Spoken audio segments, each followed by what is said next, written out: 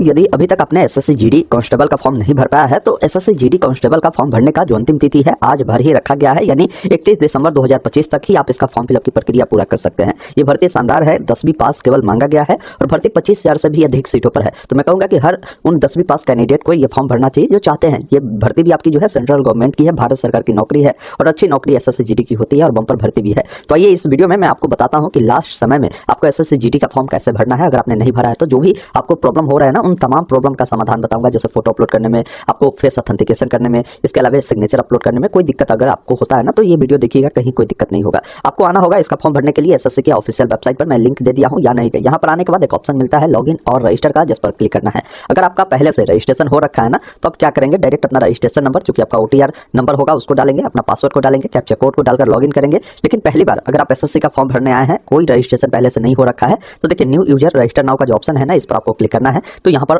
One time registration, जैसे हम लोग ओटीआर के नाम से जानते हैं, वो करना होगा। ओटीआर करना बहुत सिंपल है। इसमें पहले पर्सनल डिटेल भरना होता है, फिर पासवर्ड बनाना होता है, फिर एडिशनल डिटेल देना होता है, फिर डिक्लेरेशन देना होता है और आपका ओटीआर कंप्लीट हो जाता है। तो इसके लिए नीचे देखिए कंटिन्यू का एक ऑप्शन है, जिस पर आपको क्लिक करना है। सबसे पहला चीज है कि पर्सनल डिटेल में आपसे पूछता है कि आपके पास आधार कार्ड है, तो यहाँ पर आपको यस करना है और जो भी आधार नंबर है उसको एंटर करना है। दोबारा से आधार नंबर देना है, चेक बॉक्स पे टिक कर सेंड ओटीपी पे क्लिक करेंगे। आधार से लिंक नंबर पर ओटीपी जाएगा, उसको डालकर वेरीफाई करेंगे। फिर आपका जो भी नाम है मैट्रिक के सर्टिफिकेट पर उस अकॉर्डिंग नाम लिखेंगे। अगर आपने कभी भी नाम चेंज किया तो यस करें, नहीं तो नहीं वाले विकल्प पर क्लिक करें। जेंडर बताया, लड़का है तो मेल, लड़की है तो फीमेल चुनेंगे, उसे दोबारा से कंफर्म करना है। जो भी डेट ऑफ बर्थ है आपको डेट ऑफ बर्थ बताना है, फादर का नाम लिखना है, मदर का नाम लिखना है। मैट्रिक आपने जो किया है किस बोर्ड से किया है, सभी बोर्ड का नाम मिलता है। आपने जिस बोर्ड से मैट्रिक पास किया वो बताएंगे और जो भी जानकारी भरते हैं ना उसको दोबारा से वेरीफाई करना होता है। मैट्रिक का रोल नंबर देना होता है, कब पास किए हैं और हाईएस्ट क्वालिफिकेशन पूछता है। तो देखिए इस भर्ती में 10वीं पास मांगा गया है, लेकिन कोई बच्चा अगर मान लीजिए 12वीं पास है, डिप्लोमा किया है, ग्रेजुएशन किया है, पीजी किया है, तो अपना हाईएस्ट क्वालिफिकेशन यहाँ पर बताएगा। फिर उसे कंफर्म करेगा, अपना मोबाइल नंबर, ईमेल आईडी देगा और दोनों पर ओटीपी जाएगा। ओटीपी को डालकर वेरीफाई कर सब नेक्स्ट पर क्लिक कर एक पासवर्ड क्रिएट कर लेंगे। एडिशनल जानकारी भरकर आप अपना ओटीआर कर लेंगे। बाकी मैं एक वीडियो दे दूंगा कमेंट बॉक्स में लिंक, अगर आप ओटीआर पहले से नहीं हो रखा है तो उसको देखकर स्टेप बाय स्टेप ओटीआर कर सकते हैं। लिंक आपको कमेंट बॉक्स में या डिस्क्रिप्शन में मिल जाएगा। अब मान लीजिए जिनका पहले से ही ओटीआर हो रखा है या आपने ओटीआर कर लिया, तो यहाँ पर लॉगिन वाले विकल्प पर क्लिक करेंगे। तो वही जो ओटीआर नंबर आपको मिले हैं रजिस्ट्रेशन नंबर के रूप में उसे डालें, पासवर्ड जो भी आपने बनाया है उसे डालें, कैप्चा कोड को डालकर लॉगिन करना है।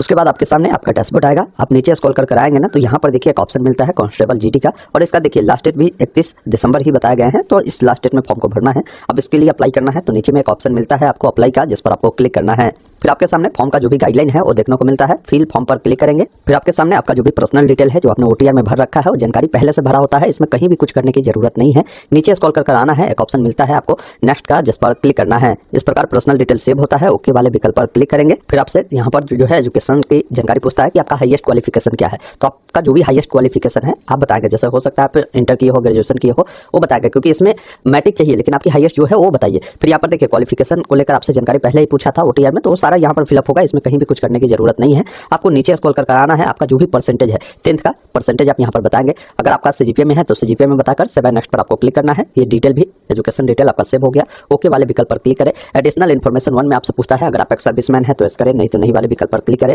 एज में रिलैक्सेशन चाहिए तो यस करें, नहीं तो नहीं वाले विकल्प पर क्लिक करें। अपना जो इन्फॉर्मेशन है किसी जॉब अपॉर्चुनिटी के लिए आप शेयर करना चाहते हैं तो यस करें, नहीं करना चाहते तो नो भी कर सकते हैं। सेव नेक्स्ट पर क्लिक करेंगे। उसके बाद ये जानकारी भी आपका सेव हुआ। आप ओके वाले विकल्प पर क्लिक करें। जैसे आप ओके पर क्लिक करते हैं तो अब आपको एग्जाम सेंटर का प्रेफरेंस देना है। तो पहला सेंटर आप कहाँ रखना चाहते हैं वो बताएंगे, क्योंकि 3 सेंटर देना होता है। तो इससे तीनों में से कहीं ना कहीं आपका जो परीक्षा होगी ना तो उस समय आपको सेंटर दिया जाएगा। तो जहां भी रखना चाहते हैं वो 3 प्रेफरेंस मैं कहूंगा कि अपने अकॉर्डिंग यहां से सेलेक्ट कर लीजिए। उसके बाद फिर पूछता है कि जो परीक्षा देना चाहते हैं किस माध्यम में आप देना चाहते हैं, वो चीज़ आप बताएं। हिंदी, इंग्लिश, अन्य लैंग्वेज भी है उसको बता देंगे, उसे दोबारा से कंफर्म करेंगे। अगर आपने एनसीसी किया है तो आप एनसीसी सर्टिफिकेट होगा यस करें, नहीं तो नो कर दे।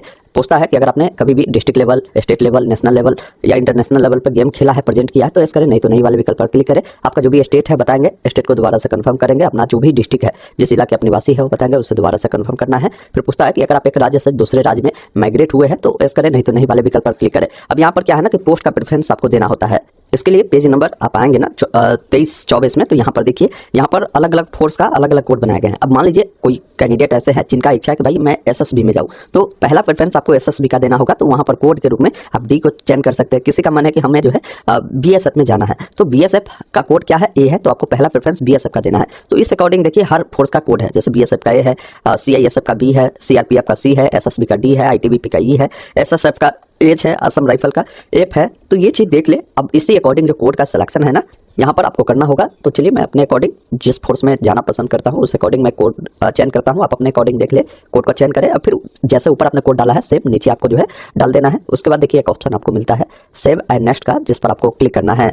इस प्रकार एडिशनल इन्फॉर्मेशन आपका सक्सेसफुल सेव हो गया। आप ओके वाले विकल्प पर क्लिक करें। अब यहाँ पर फोटो सिग्नेचर और साथ में फेस ऑथेंटिकेशन कंप्लीट करना होगा। अभी देखिए फेस ऑथेंटिकेशन भी पेंडिंग है ना, तो इसके लिए ये प्रक्रिया आप मोबाइल से आप कर सकते हैं। वैसे मैं फोटो सिग्नेचर का गाइडलाइन आपको समझा देता हूँ, बाकी की प्रोसेस अभी मोबाइल के स्क्रीन पर चलकर बता देता हूँ। जैसे देखिए फोटो क्या है ना कि आपको लाइव कैप्चर करना होता है। कर लीजिए प्ले स्टोर से एक एप्लीकेशन डाउनलोड कर लीजिए जिसका नाम माई SSC है। ये एप्लीकेशन है, इसको इंस्टॉल होने दीजिए। फिर इसको जो है ओपन वाले विकल्प पर क्लिक करेंगे। एप्लीकेशन ओपन होना शुरू होगा। अब यहाँ पर ऊपर में देखिए लॉगिन का एक ऑप्शन बना है, इस पर आपको क्लिक करना है। अब यहाँ पर अपना OTR नंबर साथ में पासवर्ड डालेंगे। कैप्चा कोड को डालकर लॉगिन वाले विकल्प पर आपको क्लिक करना है। लॉगिन करते ही नीचे में देखेंगे ना आपको डैशबोर्ड का ऑप्शन मिलता है। उसके बाद एक ऑप्शन माई एप्लीकेशन का मिलता है जिस पर आपको क्लिक करना है। नीचे में देखिए SSCGD के नीचे कंटिन्यू का एक ऑप्शन बना है, इस पर आपको क्लिक करना है। जैसे ही कंटिन्यू वाले विकल्प पर क्लिक करते हैं तो आपने जो जानकारी भरा था वो पहले से भरा होगा। आप सिंपली 7 नेक्स्ट पर क्लिक करते जाएंगे। जैसे ही 7 नेक्स्ट पर आप क्लिक करते जाएंगे तो यहाँ तक आपकी जो जानकारी है वो सेव होता है। अब आप आते हैं जैसे यहाँ पर देखिए वही फेस ऑथेंटिकेशन वाले पेज पर, अभी भी ये पेंडिंग है। इसको पूरा करने के लिए पहले चेकबॉक्स पर टिक कर आधार फेस ऑथेंटिकेशन पर क्लिक करेंगे और यहाँ पर जो ऑप्शन मिलता है ना फेस आधार फेस RD उसको सेलेक्ट करिएगा। इससे क्या है ना कि आपका फेस ऑथेंटिकेशन जल्दी हो जाता है। अगर आप आधार के थ्रू करेंगे तो ये थोड़ा सा लंबा और पेचीदा प्रोसेस है, तो मैंने फेस ऑथेंटिकेशन चुना। अब ये एप्लीकेशन ओपन होता है। अब क्या है ना कि थोड़ा सा पीछे होकर एक फोटो कैप्चर करना होगा। इसके लिए जैसे ही ये ग्रीन होगा आंख को बंद कर खोलेंगे तो आपका जो फेस ऑथेंटिकेशन है वो सक्सेसफुल कंप्लीट हो जाएगा। इस प्रकार कंप्लीट होता है तो 7 नेक्स्ट पर क्लिक करेंगे तो ये बताएगा फेस ऑथेंटिकेशन वेरीफाई हो गया। अब आगे बढ़ेंगे तो यहाँ पर फोटो सिग्नेचर अपलोड करना है। एक चीज बताना चाहूंगा कि अगर मान लीजिए फेस ऑथेंटिकेशन आपके मोबाइल में एप्लीकेशन नहीं है तो प्ले स्टोर से ही आधार फेस RD एक एप्लीकेशन आता है, उसको इंस्टॉल जरूर कर लीजिएगा। अब फोटो का क्या गाइडलाइन है, तो फोटो हमेशा प्लेन बैकग्राउंड में आपको कैप्चर करना है। कोई भी टोपी चश्मा ये सब उपयोग आपको नहीं करना है। तो चलिए फोटो को कैप्चर करने के लिए आप कैमरा ओपन करें, पीछे का बैकग्राउंड कोशिश करना है एक कलर का हो, वहाँ पर खड़ा हो जाना है और यहाँ पर जो ये गोला सिंबल बना है ना इस पर क्लिक कर अपना जो फोटो है आप कैप्चर कर लेंगे। तो जैसे ही फोटो कैप्चर करेंगे ये वेरीफाई करता है, इस प्रकार बताएगा भी कि सक्सेसफुली फोटो आपका कैप्चर हो गया। अब आपको सिग्नेचर अपलोड करना है। सिग्नेचर 10 से लेकर 20 KB के बीच होगा। अगर डायमेंशन बनाते हैं तो 6 सेंटीमीटर इसका विड्थ और हाइट 2 सेंटीमीटर आप रखेंगे, ये अपलोड हो जाएगा। और ये भी ध्यान रखिएगा सिग्नेचर साफ सुथरा हो। तो इस प्रकार अपलोड करेंगे तो सक्सेसफुल अपलोड हो गया। 7 नेक्स्ट पर आपको क्लिक कर देना है। जैसे 7 नेक्स्ट पर क्लिक करेंगे अब आपके सामने फॉर्म का प्रीव्यू आएगा, मतलब जो भी जानकारी भरा है वो देख सकते हैं। कुछ गलत है तो सुधार करें, अन्यथा एग्री कर कैप्चा कोड को आपको फिल करना है और एक ऑप्शन मिलता है सबमिट का, जिस पर क्लिक करेंगे। इस प्रकार आपका फॉर्म सक्सेसफुल सबमिट होता है। अगर आप पर पेमेंट लगता है तो आपको पेमेंट करना होगा, किसी को पेमेंट नहीं लगता तो यहीं से प्रिंट ले लेंगे। पेमेंट करने के लिए मेक पेमेंट का ऑप्शन बना है, इस पर क्लिक कर कोटक बैंक या SBI दोनों में से कोई भी गेटवे को सिलेक्ट कर पे वाले विकल्प पर आपको क्लिक करना है। जैसे ही पे पर क्लिक करेंगे फिर आपको आगे रिडायरेक्ट करेगा। अब इनमें से काफी सारे माध्यम है जैसे net banking, debit card, credit card, UPI। आप कैसे पेमेंट करना चाहते हैं, जैसे UPI मैंने चुना तो UPI में QR कोड को स्कैन कर चाहता हो तो QR कोड को चुना तो नीचे में देखिए QR कोड जनरेट हो जाएगा। अब इस QR कोड को क्या है ना कि आपको स्कैन कर पेमेंट करना है और इसका प्रिंट निकालकर अपने पास सुरक्षित रख लेना है। तो इस प्रकार आप सभी कैंडिडेट SSCGD कांस्टेबल का जो फॉर्म है लास्ट समय में भी भर सकते हैं। बाकी इस वीडियो को शेयर कर दीजिए जिन्होंने भी अभी तक फॉर्म को नहीं भरा है और जल्द से जल्द फॉर्म को भर सके।